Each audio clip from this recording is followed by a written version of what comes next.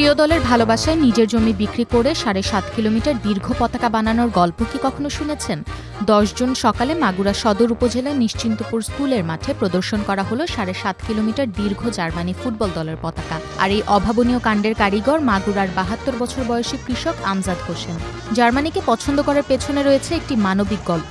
২০০৪ থেকে ৫ সালের দিকে তিনি জটিল শারীরিক সমস্যায় আক্রান্ত হন। পরে চিকিৎসকের পরামর্শে জার্মানি থেকে আমদানি করা একটি ওষুধ সেবন করে সুস্থ হয়ে ওঠেন।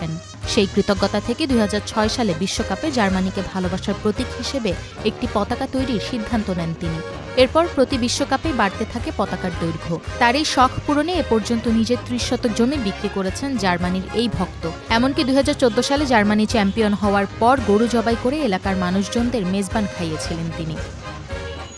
আগামীতে যদি ৩০ সালে সৌদি আরব যদি বিশ্বকাপ হয়, আমি ওই লগে 10 কিলো পতাকা উপহার দেব এবং আমি নিজেও ওই মাঠে থেকে যদি বাঁচিয়ে থাকি তাহলে ওই মাঠে ম্যাচ দেখবো। আমজাদ হোসেনের এই নিঃস্বার্থ ভালোবাসা নজর কেড়েছে খোদ জার্মান দূতাবাসেরও। ২০১৪ সালে তৎকালীন German chargé d'affaires Ferdinand von Weyhe Magura এসে তাকে সংবর্ধনা দেন এবং জার্মানি জাতীয় ফুটবল দলের ফ্যান ক্লাবের আজীবন সদস্যপদ প্রদান করেন। আমজাদ হোসেন বলেন, এই পতাকা আমার কাছে সন্তানের মতো। তার শেষ ইচ্ছা বিশ্বের দীর্ঘতম এই জার্মানি পতাকাটি যেন স্থান পায় জার্মানির জাদুঘরে।